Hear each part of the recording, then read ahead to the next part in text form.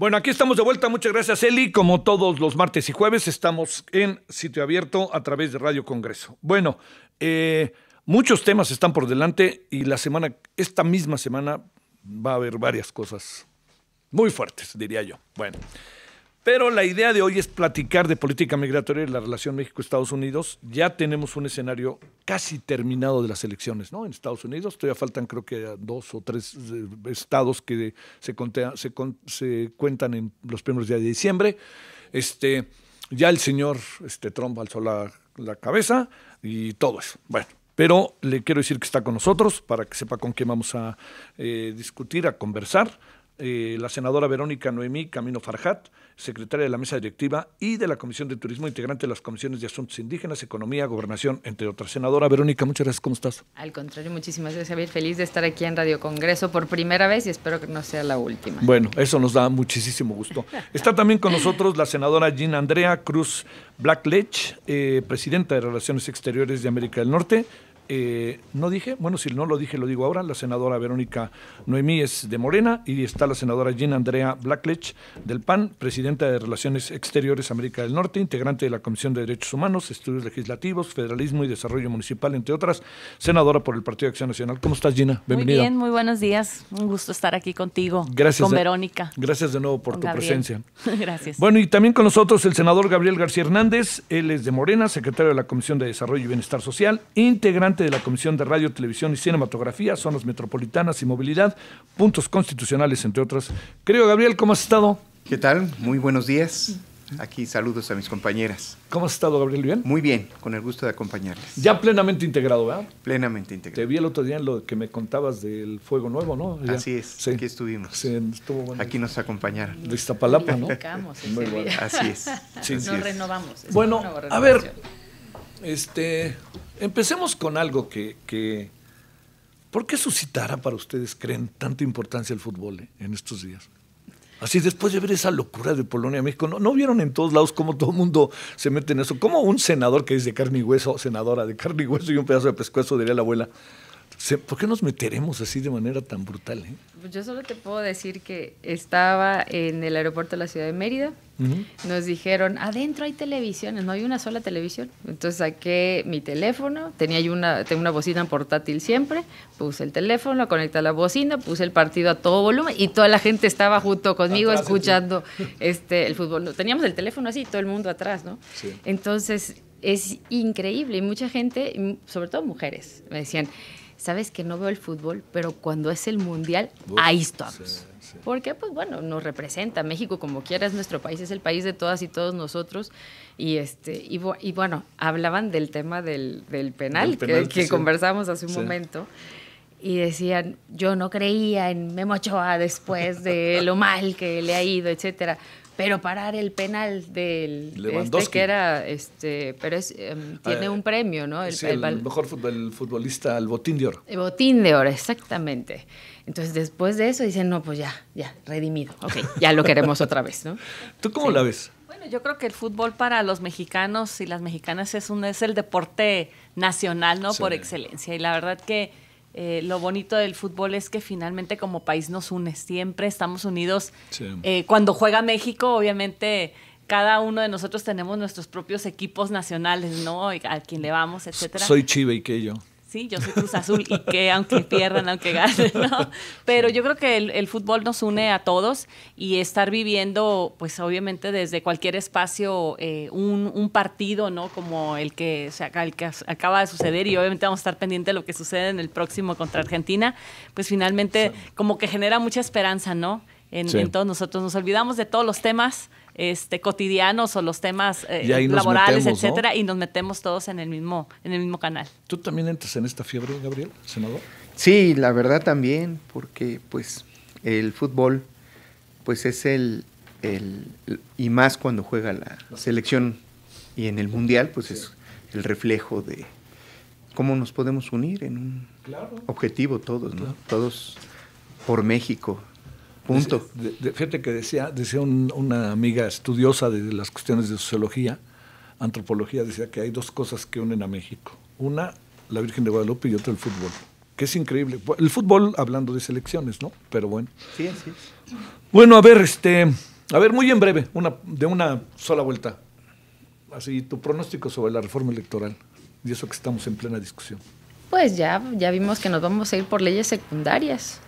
El presidente ha sido muy claro durante las mañaneras de estar comentando qué es lo que está pensando. El propio secretario de Gobernación, Adán Augusto, todavía ayer, mientras estaba el pleno, el partido, ¿no? Decía, aquí estoy revisando lo que va a ser, ¿no? Esta reforma y que nos va a enviar. Yo espero que, la verdad, tengamos algo que sea viable, que podamos tener diálogo, podamos tener consenso entre las fracciones, porque sí es necesario una renovación o un ajuste de tuercas en ciertas cosas. Había mucha polarización y algo que dije yo en días pasados era que era importante que la gente de todo el país, que quienes salían a marchar a favor o en contra, debe de hacerlo con pleno conocimiento sobre el documento oficial que se ha presentado ante Cámara de Diputados o Cámara de Senadores, que en este caso fue la Cámara de Diputados por ser Cámara de Origen. Entonces, tenemos que salir a discutir sobre los mismos conceptos, sobre el mismo contexto. No podemos discutir en situaciones diferentes o con información diferente. El tema de la desaparición del INE es una falacia completamente.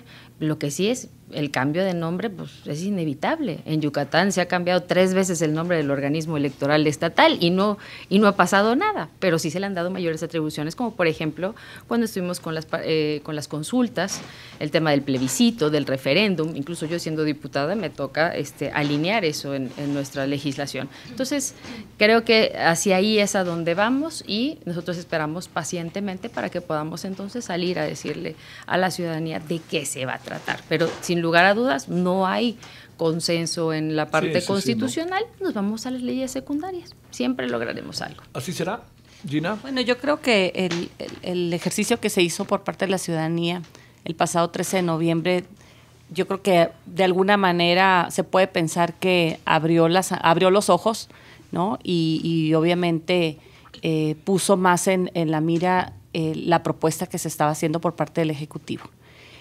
Como lo comenta la senadora Verónica, obviamente la reforma constitucional no pasará de ninguna manera. Y como sucedió, por ejemplo, en el tema de la reforma eléctrica, obviamente el plan B del presidente es una reforma a las leyes secundarias. Seguramente con la mayoría que tiene Morena en la Cámara de Diputados y senadores, pues seguramente va a pasar.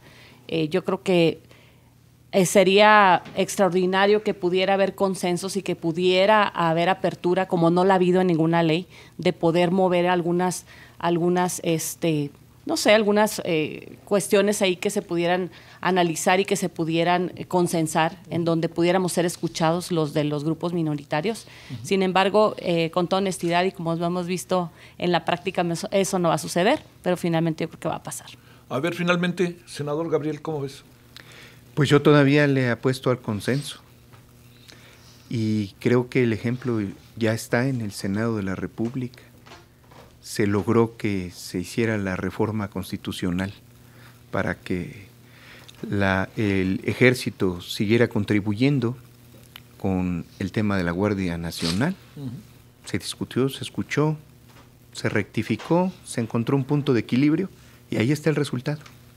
Entonces yo pienso que sí se puede llegar a un punto de encuentro, así como todos queremos que gane México. Pues todos queremos que se mejore la democracia, que se mejoren las instituciones, que quienes ocupen esas responsabilidades pues sean personas con solvencia técnica, pero también moral. Y creo que el mejor indicador para eso es una opinión mayoritaria, no de las fracciones parlamentarias, una opinión mayoritaria del pueblo de México. Y para eso hay instrumentos como las encuestas que el propio Instituto Nacional Electoral ya llevó a cabo y que están de acuerdo, una gran mayoría, en que se dé esta reforma electoral. Hay que afinar los detalles, pero apuesto a que seamos sensibles a escuchar la voz mayoritaria del pueblo de México. Y eso nos va a llevar a consensos. Bueno, entiendo que es todo un tema, ¿no? ¿Quién lo debe de decidir? ¿Cómo se debe de decidir? Yo espero que tengan ustedes sabiduría para lo mejor decidir para todos. Al fin y al cabo son nuestros representantes, ¿no? Punto. Y la sabiduría se adquiere escuchando a la pluralidad y a la diversidad de voces, cosas que ese ejercicio también es nuestra responsabilidad como senadoras y senadores. En mi caso he acudido, la Canaco Mérida realizó un ejercicio en donde nos invitó a mí como senadora, bueno, invitó a todos los senadores y a todos los diputados. Y fuimos, su servidora fue la secretaria nacional del PAN, en este caso fue Cecilia Patrón, estuvo la diputada Katia Bolio y estuvo el diputado Peraza del Partido Verde.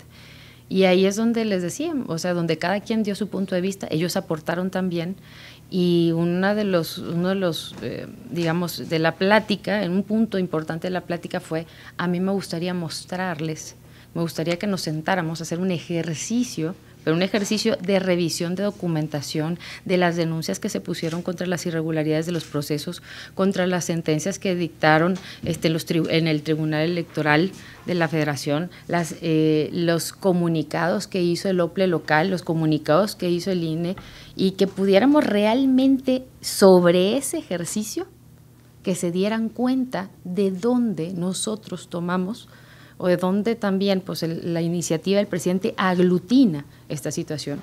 Y no es algo que yo diga, es algo que está en los documentos, son hechos, y que la propia ciudadanía vio. Como por ejemplo, hoy todavía yo no tengo por parte de la autoridad electoral el certificado, la constancia de capacitación de los ciudadanos que estuvieron al frente de las casillas. Su servidora tampoco tiene en sus manos la documentación que acredita al final cómo se trasladaron las boletas de un lado a otro. Y sí hay hechos en que dijeron se cambiaron de vehículos 3 veces, y usted sabe que eso es una rotura en una cadena de custodia. Y no puede ser que la autoridad me diga que no es rotura de cadena de custodia. Si nos trasladamos al tema penal, que se diseñó casi igual, el hecho de que la prueba del delito, o sea, bueno, más bien el arma, vamos a llamarle, por dar un ejemplo, el arma homicida sea tomada por otras personas y llevada a otros lugares, en ese momento esa arma deja de contar como una prueba fehaciente. Sí. Bueno, ¿algo más quieren agregar? Gina, ¿estamos? Estamos. Bueno, a ver, déjenme echar a andar el asunto. Traemos cada vez más migrantes hacia México. Los traíamos de Centroamérica y ahora los traemos de Venezuela. El otro día veía también una estadística que me pareció muy interesante, el Colegio de la Frontera Norte, colombianos y de otras partes de Sudamérica, ¿no? Y luego Centroamérica, que antes era el triángulo, ¿no? Honduras, El Salvador, Guatemala. Y ahora traemos de Nicaragua, por circunstancias que en otro momento discutiremos del porqué. A ver, primero, ¿cómo va la política migratoria? ¿Qué andamos haciendo? ¿Cómo ven las cosas? A ver, empecemos, si no te importa, senadora Gina. Bueno, yo lo que te puedo decir es que precisamente aquí en el Senado de la República hemos estado trabajando y aprobando algunas iniciativas de reformas de senadores en materia migratoria que yo creo que son muy, muy buenas, muy válidas, importantes. Sin embargo, aquí, y lo decía hace unos días precisamente en una conferencia que di en la Barra Mexicana de Abogados, que el tema no son las leyes, y obviamente son perfectibles, el tema es que se apliquen las mismas, que se apliquen las leyes. Ahorita lo que hemos estado viendo y lo vivimos ahora sí que cada vez que viajamos a mi estado, en este caso a mi estado, Baja California, en donde prácticamente creo que falta capacitación, sobre todo a la Guardia Nacional en materia migratoria, que está asumiendo algunas funciones en materia migratoria, y vemos pues por lo mismo, pues, y lo voy a decir con toda franqueza, cómo se les falta el respeto a personas que no son mexicanas, a migrantes que están llegando a la frontera, cuando ya han pasado por todos los filtros necesarios, desde el aeropuerto, desde la llegada al aeropuerto, desde la salida del aeropuerto de la Ciudad de México, la llegada a los puntos de destino. Y yo estoy hablando de vía aérea, ¿no? Obviamente por vía terrestre, pues no me quiero imaginar lo que sucede, ¿no?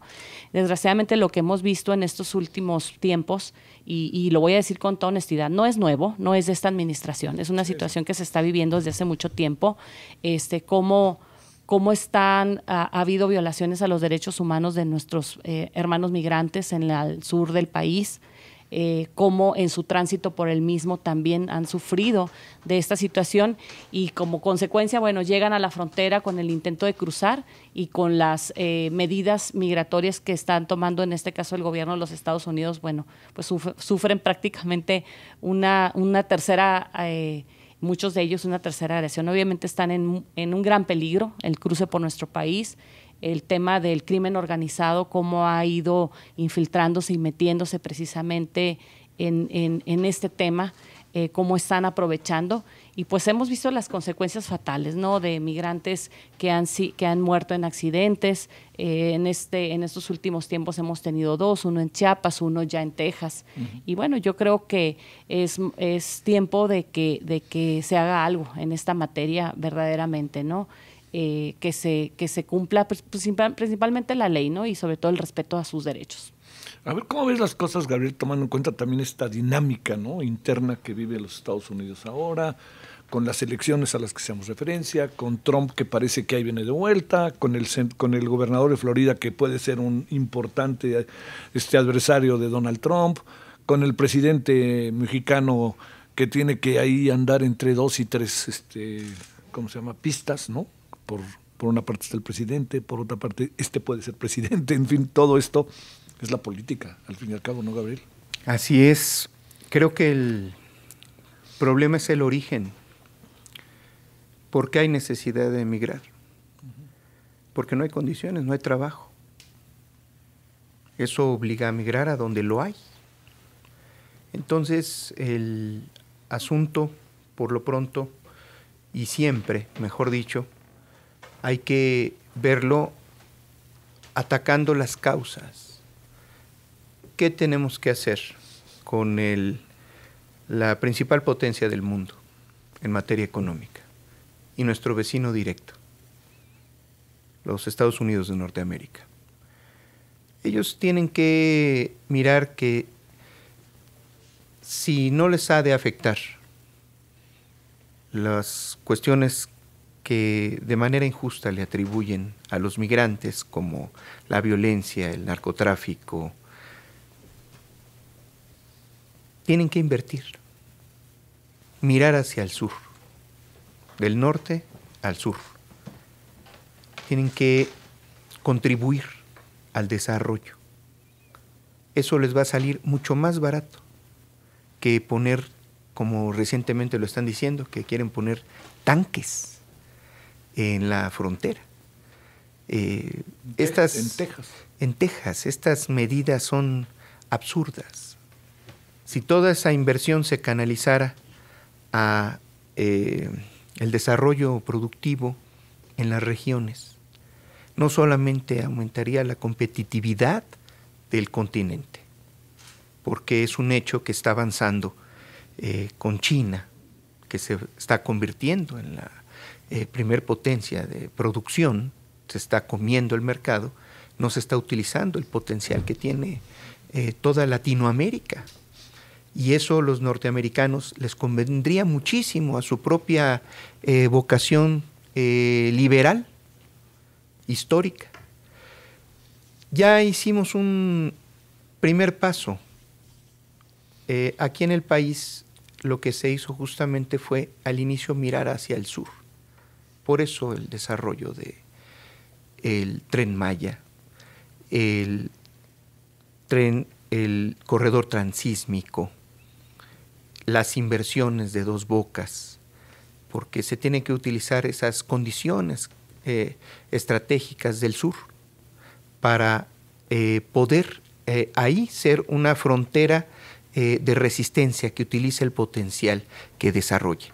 Y particularmente programas como Sembrando Vida, que es entregarle recursos de manera directa a productores del campo para que siembren árboles maderables y frutales, por ejemplo. Ese fue un primer paso, o Jóvenes Construyendo el Futuro, que se desarrollaron exitosamente aquí en el país. ¿A dónde ya se fueron? Como un ejemplo, pues a prácticamente los principales países en Latinoamérica, específicamente en Centroamérica, ya se están aplicando y son unos primeros pasos que, mirando esta dualidad México-Estados Unidos, que invierta en Centroamérica y prácticamente en toda Latinoamérica en el desarrollo, esa es la verdadera solución de fondo para el problema de la migración y sobre todo para todos los derechos que son violentados, los derechos humanos en el paso terrible por esta travesía que hacen para llegar al otro lado de nuestra frontera. A ver, Verónica, senadora, ¿cómo ver las cosas también bajo la óptica de lo que pasa? Cómo tratamos a los migrantes, ¿no? Que, como dicen, vienen de pesadilla en pesadilla, ¿no? Salen de su país con la pesadilla de la persecución política, el hambre. Los propios papás les dicen a sus hijos, váyanse, ¿no? ¿A qué se quedan aquí, no? Con todo lo que pasa. El Salvador es un buen ejemplo de ello, ¿no? Y Honduras, por la violencia interna. Pero llegan aquí y luego pasan, realmente diría mi abuela, las de Caín, ¿no? O sea, cruzan, después de que cruzan, se van por otra ruta, los acaban agarrando los polleros. Muchos agentes de migración verdaderamente se comportan de manera realmente irregular, por no decir otra cosa. A ver, esta parte que corresponde a nuestra responsabilidad como país, como sociedad, como nación. Y también, perdóname que me alargue, déjame meter otra variable, ¿no? El hartazgo que en algunas comunidades empieza a haber de la presencia migratoria, que históricamente la han tenido, pero que de repente, por lo que está sucediendo, empiezan ya a sentirse desbordados, ¿no? La primera pregunta sería, ¿por qué? O sea, ¿qué pasaría o qué estuviera pasando ahora si no se hubiera hecho lo que acaba de comentar Gabriel? Si no se hubiera invertido desde el principio en todos los países de Centroamérica. Esa es la primera. Segunda, yo soy de Yucatán, un estado en donde, pues al parecer, no pasa nada, pero sí pasa. Y hoy, hace un mes, cuestión de un mes y un poquito más, estuve con la delegada de migración, que ella estuvo en Chiapas, ella estuvo en la mera frontera y ahora está como delegada ahí. Y pues tenemos ya unas incidencias del tema migratorio, sobre todo de colombianos, de gente que procede de Colombia, y esta gente procedente de Colombia, pues no toda está haciendo actividades lícitas como nosotros quisiéramos, ¿no? Sino hay actividades ilícitas. ¿Y qué sucede? Que cuando viene una denuncia, la propia autoridad, en este caso la Policía Estatal, que es la más cercana, sí efectivamente los aprende, pero ¿qué hace a partir de esa aprehensión? Los manda a migración. ¿Por qué? Porque por su carácter migratorio tienen una condición vulnerable y por eso no pueden ser procesados, o decide no procesarlos ante la Fiscalía Estatal y los envía a migración. Por ello es necesario, sumamente necesario, que efectivamente cumplamos con nuestras propias leyes. Antes teníamos leyes, sí, para entrar al país tenías que pedir permiso, etcétera. ¿Quién lo pedía? Nadie. Entonces hemos tenido que tomar otras medidas para hacer que la gente de verdad pueda hacer una solicitud formal de ingreso a nuestro país. El hecho de que yo sepa quién está aquí, entonces me obliga a garantizar sus derechos. Si yo no sé que está aquí, entonces ¿cómo se los garantizo? ¿Por qué? Porque no tengo forma de irlos a buscar o que alguien me diga, ¿no? Entonces, ese fue el primer trabajo en la frontera sur. Que sí se endurecieron las medidas, sí, había que hacerlo. ¿No hicimos la tarea Trump, como dicen muchos, y a Biden? Pues yo pienso que no, porque los primeros afectados somos nosotros. Y lo digo con este hecho que les estoy comentando de lo que está pasando en Yucatán. Ahora, si me voy más allá, en el caso de los pasajeros que llegan por la vía aérea, por ejemplo, pues nosotros, si llegamos por la vía aérea a Estados Unidos, salvo ahorita que como senadores nosotros tenemos pasaportes diplomáticos, pues no me piden un boleto de regreso. Pero a todos los turistas que llegan, le dicen, llega hasta el día y te va hasta el día, ¿dónde te vas a hospedar?, etcétera.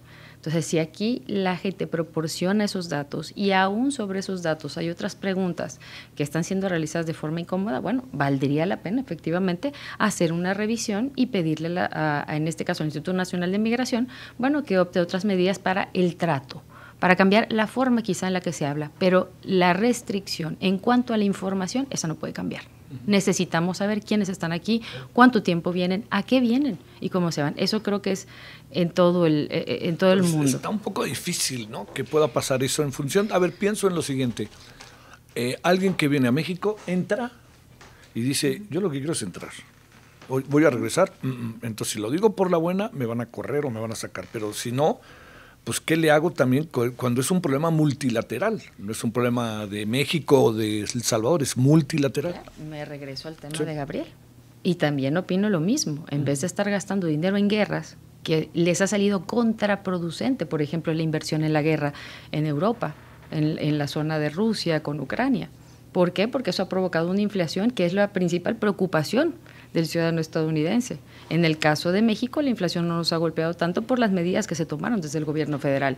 Y eso ha sido nuestra principal forma de proteger a la gente. Y eso lo hemos podido hacer, ¿por qué? Porque tenemos hoy en día un gobierno fuerte, un gobierno que tiene el respaldo ciudadano.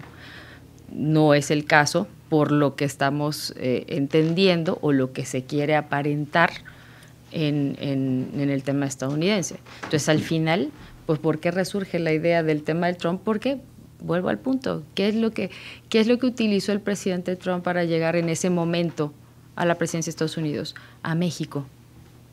Nosotros no queremos volver a ser su piñata, ni su tema, ni nada para el 24, que de verdad afrenten las responsabilidades que tiene el gobierno estadounidense con su ciudadanía, porque sí tienen que tomar medidas para protegerlos a ellos, sí, a sus ciudadanos. Sí. Y a la par, pues nosotros tenemos migrantes que van de forma ordenada ahí, van a trabajar. Ahorita que si usted viaja de México a Mérida, es normal que se tope a un grupo de paisanos que está regresando a trabajar a Estados Unidos. Y vienen muy contentos porque su migración es ordenada.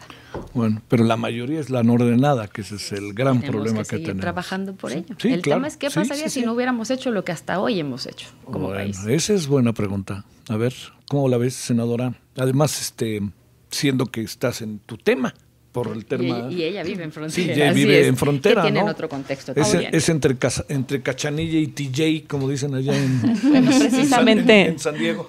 Que dicen que San Isidro, ¿qué es? Que San Diego es la colonia de los ricos de Tijuana, ¿no? Dicen. No sé, yo soy de Mexicali. Sí. Fíjate que ahorita se hablaba algo muy importante, ¿no? Del contexto de las ciudades. Obviamente, quizá, por ejemplo, en Mérida, el contexto de los migrantes en Mérida es distinto al que vivimos en las ciudades fronterizas, no únicamente Baja California, ¿no? En donde obviamente se da una gran concentración de migrantes. Hemos tenido ahora sí que buenos ejemplos, ahora sí que grupo de migrantes cuando llegaron los haitianos, por ejemplo, a la frontera. Debo decir que esta comunidad de haitianos se establecieron en este caso, bueno, en mi estado, en Baja California, se integraron a la comunidad. Debo decirte que platicando con el secretario de Seguridad Pública en su momento me decía que ningún haitiano nunca había sido detenido ni procesado, al contrario, ya hay hasta maestros universitarios, etcétera. Ya hay hasta familias haitianas mexicanas, ¿no? Familias completas, etcétera, y se han integrado muy bien, pero sin embargo, bueno, pues hay grupos y obviamente también yo la verdad no criminalizo, al contrario, o sea, hay necesidades, tienen necesidades como todas las personas, y esto se da principalmente, bueno, estas caravanas que fueron llegando, hay que decirlo y lo decimos de manera abierta aquí, cuando gana la presidencia el presidente López Obrador, él en una conferencia de prensa en Tamaulipas invita a personas que vengan de Sudamérica a vivir a nuestro país, les abre las puertas, les ofrece educación, trabajo, seguro médico, etcétera, o sea, todas las vivienda, etcétera. Entonces, pues se da una gran, quizá, esperanza, ¿no?, por parte de muchos ciudadanos de otros países en virtud de la situación que estaban viviendo. Sin embargo, bueno, pues fue muy, muy complejo. ¿Por qué? Pues obviamente no existen estas oportunidades de esa magnitud como se ofrecieron. Y se generó una gran expectativa, muchos vinieron o han estado viniendo y se da, bueno, también, y hay que decirlo, Donald Trump fue muy inteligente en equiparar el tema comercial con el tema migratorio y obligar de alguna manera a México a poner ese muro humano a través de la Guardia Nacional. ¿Y qué sucede? Bueno, aquí se habla de que Estados Unidos debe de invertir en los países de Sudamérica. Tengo entendido que hay acuerdos y sí lo ha hecho, sin embargo también hay una gran preocupación, y esto me lo comentaba gente en la Embajada de los Estados Unidos, de que no exista transparencia en la utilización de esos recursos, ¿no?, que fueron a estos países para apoyar estos programas sociales, y bueno, pues obviamente Estados Unidos también quiere ver resultados en ese sentido. Hemos tenido desgraciadamente muchos ejemplos. Se acaba de dar hace poco tiempo el que alrededor de 17,000 migrantes estaban viviendo debajo de los puentes en Texas. Sí. Obviamente el gobernador, pues en su ahorita, como decía la senadora Verónica, ellos obviamente quieren proteger a su ciudadanía, pero también creemos que la manera de proteger a su ciudadanía no es decir simplemente de manera unilateral, vamos a crear un programa, en este caso fue el Remain en México, en donde prácticamente México aceptó de manera, ahora sí que tácita, ¿no?, esta posibilidad de que migrantes de todos los países estuvieran esperando en México precisamente un proceso migratorio. A ver, déjame ahí atajarte tantitito. ¿Tenía capacidad real el gobierno mexicano de plantear lo contrario? ¿O no estaba entre la espada y la pared? Bueno, yo sí creo que pudiera haber estado entre la espada y la pared, sin embargo, se han tomado medidas contundentes por parte del gobierno mexicano, como la demanda en contra de las armadoras, sí, por ejemplo, que obviamente eso ha generado disgusto en Estados Unidos, sin embargo, lo ha hecho. Entonces, yo creo que en este caso también. Y te voy a poner, me voy a ir ahora sí que al pasado, aunque sí, de repente no gusta hablar del pasado. A mí me tocó la responsabilidad de ser cónsul en un consulado. ¿En cuál era? De Caléxico. Caléxico. En un consulado de frontera, en donde la mayor parte de las cosas eran, pues que veíamos era un tema de protección y de deportaciones, etcétera. Y sin embargo, te voy a decir, o sea, por parte del Instituto Nacional de Migración y del personal del consulado, no eres mexicano, no, y le decíamos a la autoridad, no puedes deportarlo a México si no es mexicano. Y ellos tenían que hacerse cargo de a todas estas personas que no eran mexicanas, deportarlas a su lugar de origen. Sí. Pero sin embargo ahorita, y obviamente, ¿por qué? También porque se ha dado una cantidad desmedida, ¿no?, de personas que están siendo deportadas o que están de alguna manera en espera de un proceso migratorio. Yo creo que sí México pudo haber puesto un poquito más dura la pierna y decir, ¿sabes qué? No, yo atiendo a los mexicanos, que son muchos también, sí, y precisamente no permitir, porque le está creando una problemática muy grande en los municipios fronterizos. Yo hablaba con una personal de la Secretaría de Relaciones Exteriores y me decían, es que los municipios tienen que atender a estas personas. Antes teníamos las organizaciones de la sociedad civil que atendían migrantes que ahorita ya no reciben apoyo del gobierno para atenderlos, que no es su obligación ni su responsabilidad, porque y sabemos, tampoco es nuevo, que el gobierno no tiene la capacidad de atender a todas estas personas que están pues siendo deportadas y que no tienen un lugar donde vivir. Lo vemos en Tijuana, el campamento El Chaparral, donde vimos en plena pandemia las personas viviendo en la calle, en casas de campaña, sin servicios médicos, o sea, obviamente de salud, en plena pandemia, sin vacunas, etcétera. Y es una situación que se convierte muy compleja, sí, sobre todo para los municipios fronterizos, ¿no? A ver, Gabriel, a ti, de alguna manera, senador, te tocó vivir algunas cosas, ahora sí que intramuros, como se dice ahora, ¿no? Es decir, te tocó una parte, pues, previa de campaña, incluso muchos de los planes que tú mencionabas ahora, tú fuiste un instrumentador fundamental, ¿no?, de todo, diría, estos 4 años, ¿no?, el papel que jugaste, el luego controvertido papel que jugaste, ¿no? Pero a lo que me refiero es, a ver, allá adentro, ¿qué pasaba? ¿Cómo poder tratar esta relación? Entiendo que hay cosas que se cuentan y hay cosas que no se pueden contar, ¿no?, propias de la diplomacia, de la secrecía de un gobierno, etcétera. Pero yo te diría, pues estabas en primera fila, estabas viendo todo, porque muchos de estos planes, cuando se exportaron, eran una respuesta a lo que estaba pasando allá en el norte, ¿no? Pero luego Trump parecía que nos pasaba por encima, se le pasaba la verborrea, ¿no?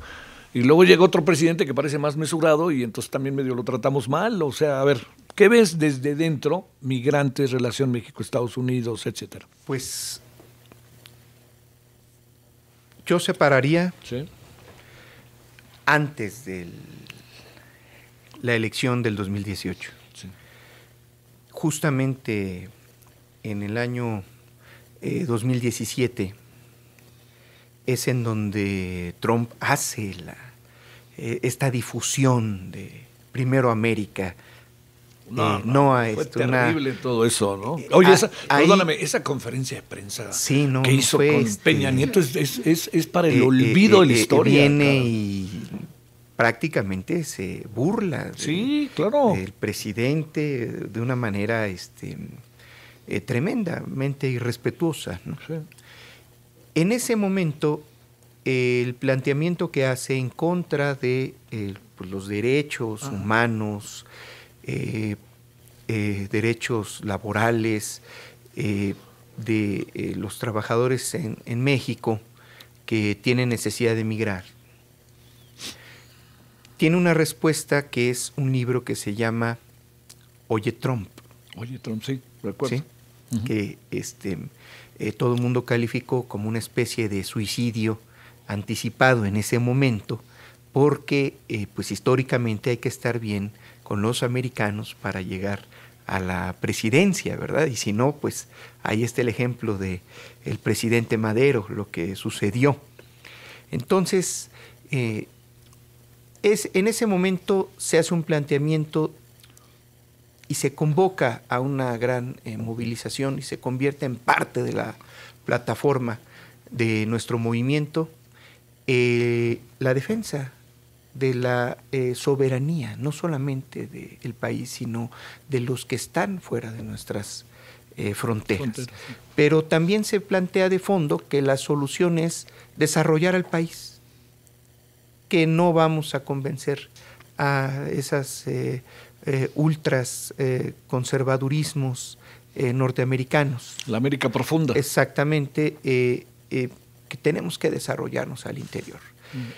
El otro momento, y bueno, pues esto se convierte en una plataforma política que junto con el famoso gasolinazo le da empuje al movimiento que desemboca en el triunfo electoral del 2018. Por eso me refiero. Pero ahora ya viéndolo adentro, ya que llegamos al gobierno, sí, particularmente a mí me toca establecer la red para el trabajo de bienestar, para atender la emergencia social que se estaba viviendo en esos momentos. Y efectivamente, en los primeros meses se dan estas caravanas que se le dan, pues no instrucciones, pero sí se le da una orientación al ejército de que no reprima, de que no toque ni con el pétalo de una rosa las caravanas, que muchas veces se aprovechan intermediarios, polleros, para poner niños al frente y hacer esta explotación. Le piden dinero a la gente con tal de pasarlos y lo disfrazan de un movimiento social. Un asunto tremendamente complejo que lo tienes que poner como una especie de microscopio, a ver qué vas a hacer, si los vas a dejar pasar, y si los vas a dejar pasar, qué condiciones les vas a dar en su camino, y qué va a pasar cuando lleguen hasta la otra frontera, ¿verdad? Entonces, es en ese momento lo que yo puedo recordar que estuvo en su máximo, es que teníamos que garantizar las condiciones para su paso en todos los niveles. ¿Y qué nos encontrábamos? Bueno, pues para poder darle los suministros de medicamentos, de cobijas, casas de campaña, hacer baños, campamentos provisionales, baños, pues resulta que todo estaba con compras centralizadas aquí en la Ciudad de México, y que no existían los bienes materiales para atender a la gente. Se tuvo que recurrir al ejército para hacer los suministros básicos. Y entonces, ¿qué es lo que yo puedo recordar a la perfección? Que la destrucción por causa de la corrupción de las instituciones, eso es lo que realmente pasó.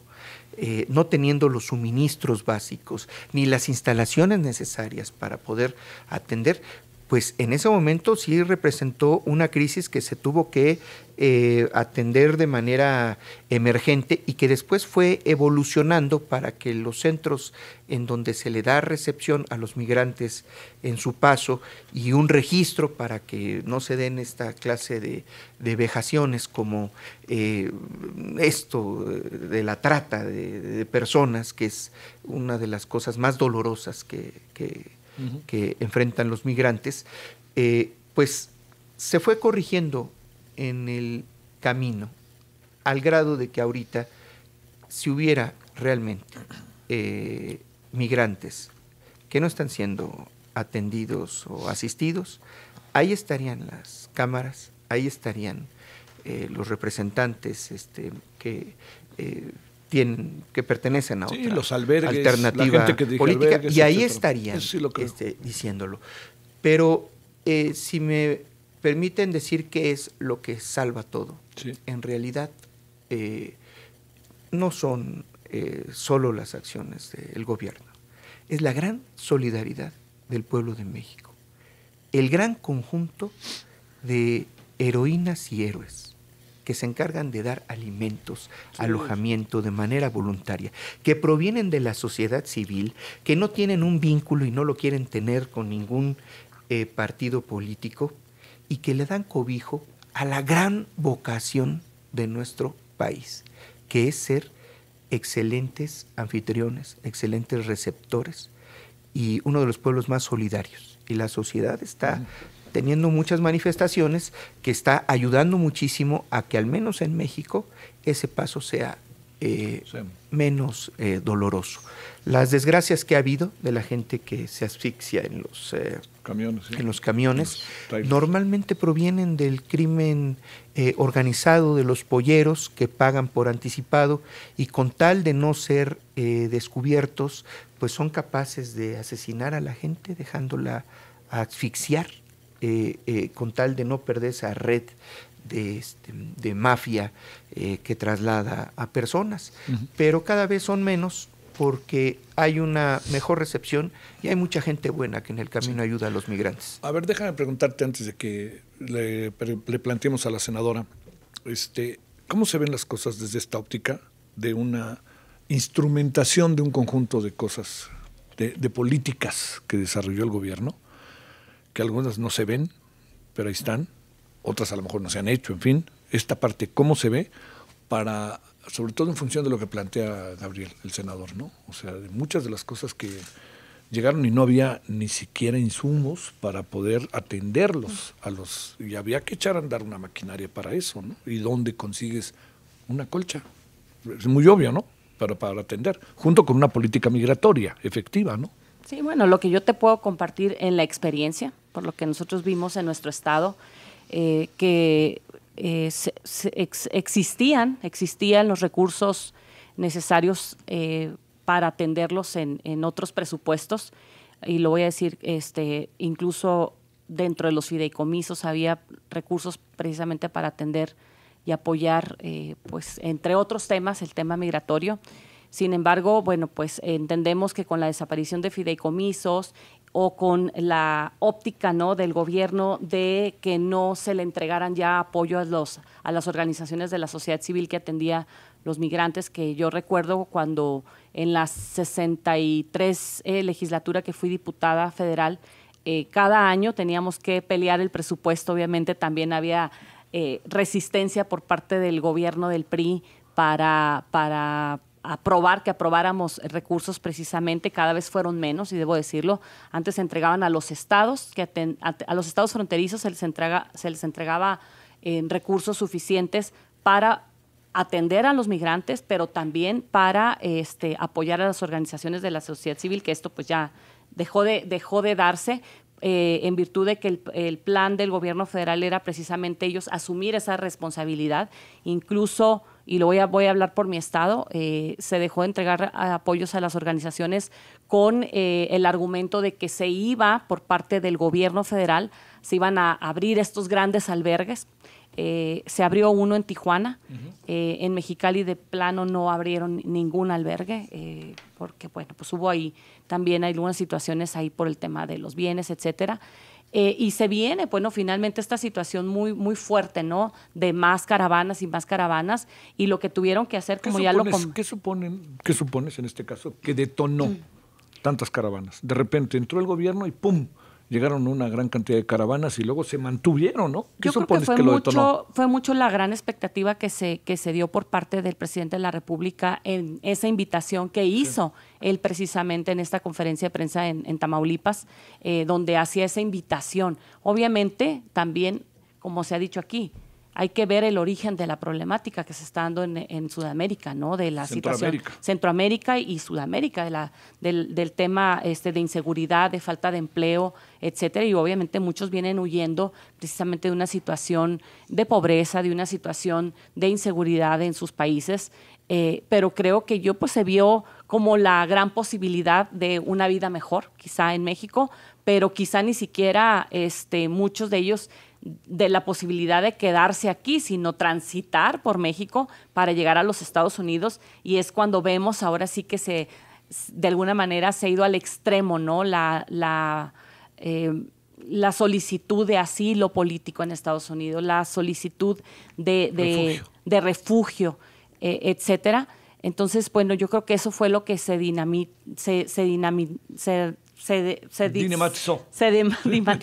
sí. Precisamente que esto sucediera, y bueno, pues creo yo que se salió de las manos, puedo decirlo yo, se salió de las manos porque nunca se esperó que pudieran llegar tantos migrantes a nuestro país y obviamente buscar el sueño americano, ¿no? A ver, déjame preguntarte algo en específico. A ver, México ha sido siempre tránsito, país de tránsito, pero sí. Se ha convertido en destino. Yo la pregunta que me hago es, ¿por qué querrán los migrantes tener como destino México? ¿De dónde vienen? O sea, quiere decir que aquí algo anda pasando, lo planteo, virtuosamente, ¿no? O sea, porque si la gente quiere venir a quedarse aquí, es porque encuentra que en su país no puede, llegar a Estados Unidos es imposible, pero aquí le crean un mínimo de condiciones para poder estar, ¿no? Por supuesto, ¿O qué piensas? No, por supuesto que obviamente las condiciones de sus países creo que pudiera decirse peor que la que pudieran encontrar aquí, ¿no?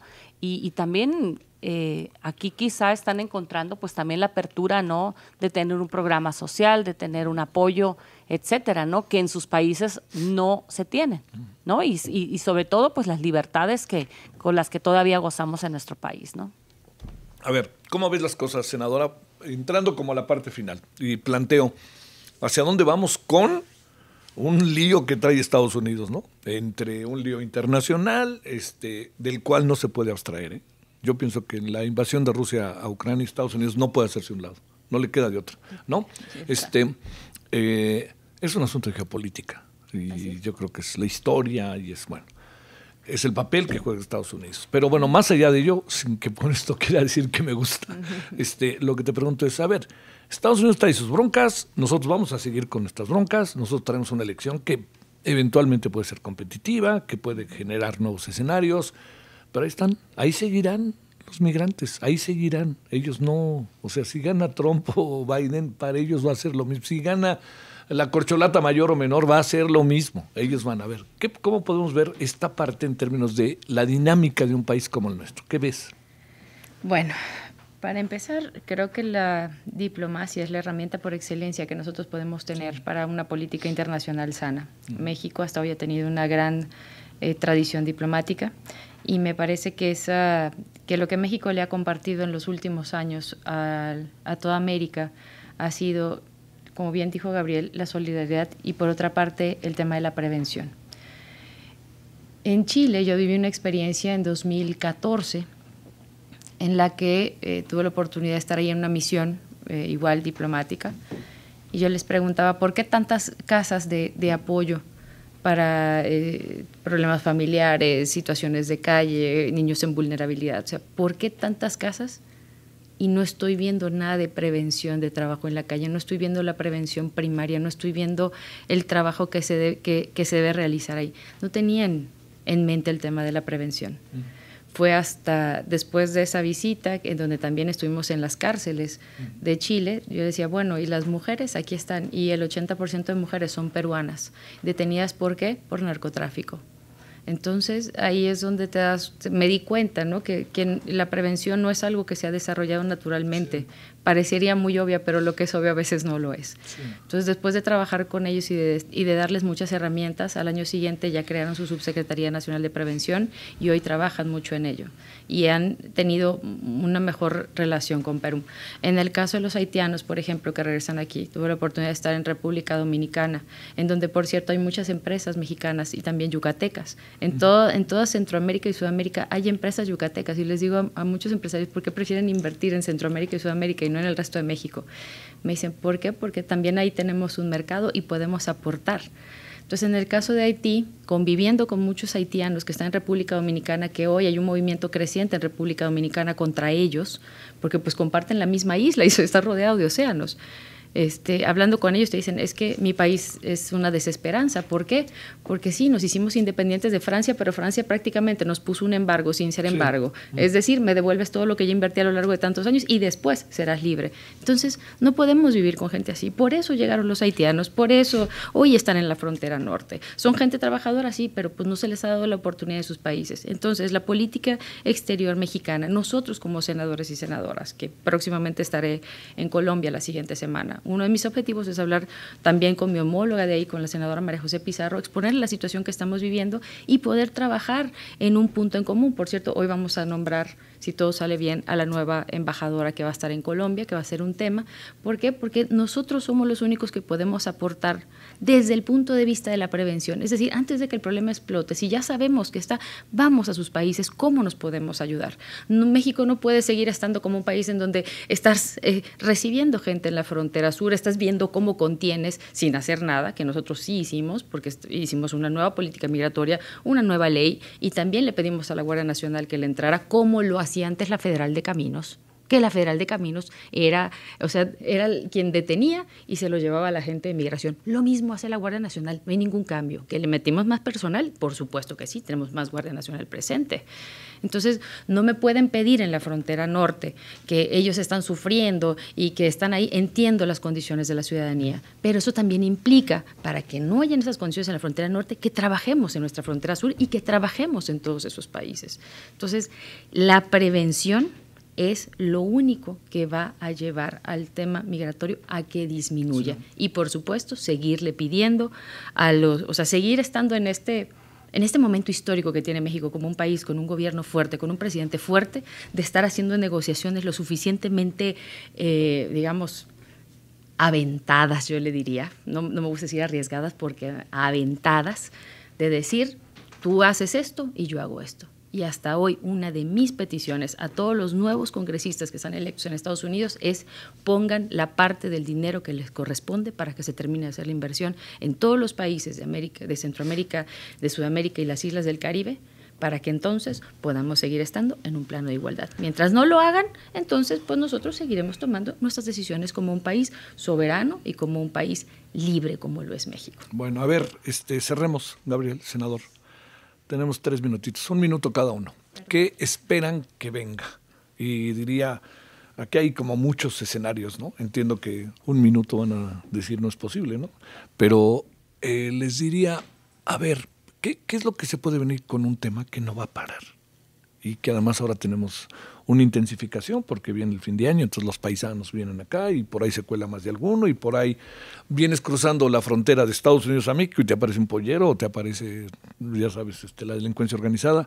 A ver, ¿qué digamos, por dónde tendríamos que actuar? A lo mejor agregaría otra cosa.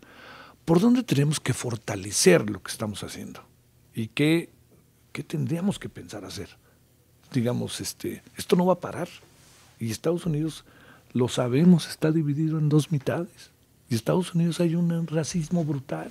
O sea, a ver, el señor Greg Abbott, que conoces más que bien, Gabriel, está metiendo ahí militares ahí en la frontera, ¿no? Y el otro, el de Santin en Florida, que son zonas muy propias de la migración, cubanos, venezolanos. Ahora estuve en Miami y ustedes lo saben, es impresionante. No hay lugar en donde ya no te hablan español, ¿no? De Florida, Miami, ¿no? Así el glamour y eso. A ver, pero ahí dejo, Gabriel. ¿Qué ves? Veo 3 aspectos. A ver.